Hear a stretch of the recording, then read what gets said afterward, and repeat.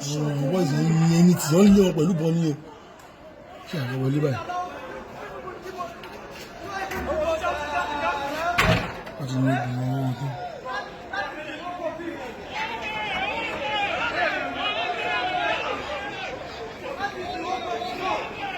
àwọn òkú wọn jápa wọlé mi.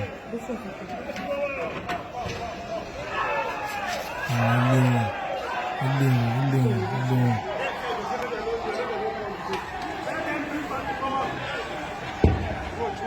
àwọn ọmọ jùbọ̀ ju everything.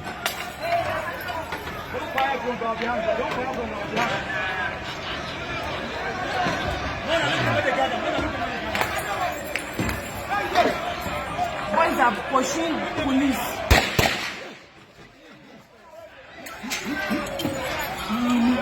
What's with the time somebody?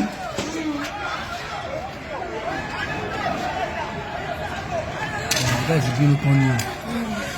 This is happening this morning.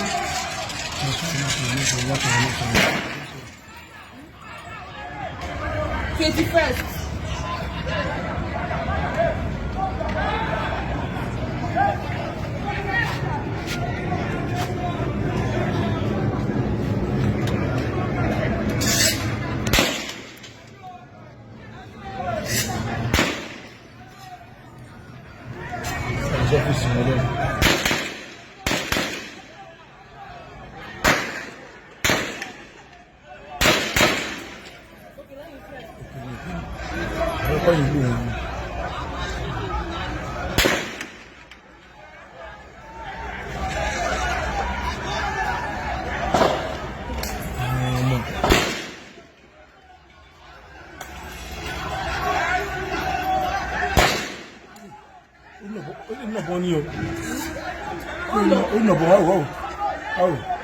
Láti lè spin mi ní tètè wọ́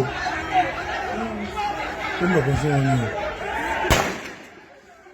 ìyẹn ní kó mú pọ̀ ẹ̀wọ̀n ẹlẹ̀ ní tó gbogbo sí wálẹ̀ ní tó gbogbo wọn ẹlẹ̀ ní ìlú gbogbo wọn ẹlẹ̀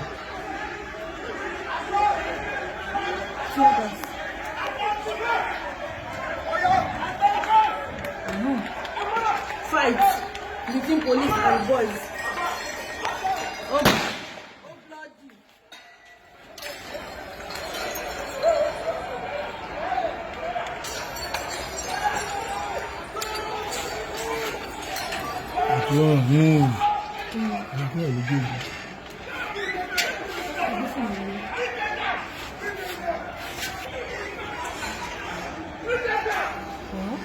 You can bring her down.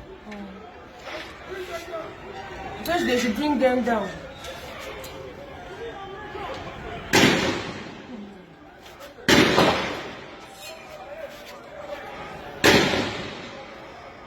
Shut her down, bring her down. Bring them down.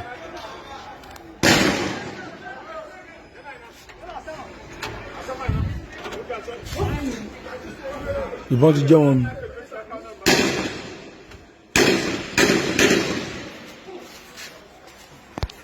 Àwọn guys dúró tán pẹ̀lú wọn ni o.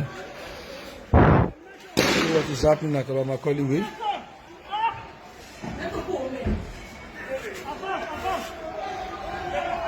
Advance. Àwọn guys ilé o.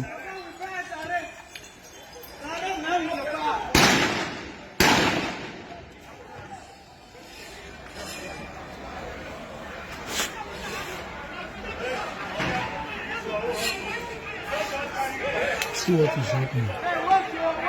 See what is happening. See what is happening.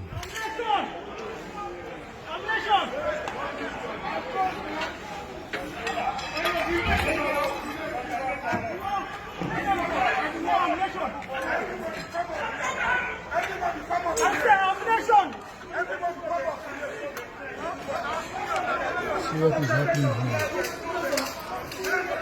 They are out of ammunition. They want ammunition to kill the protesters.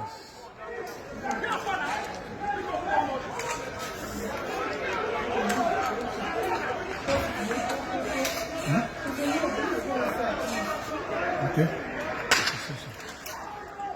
Children throwing stones back. Police are throwing stones.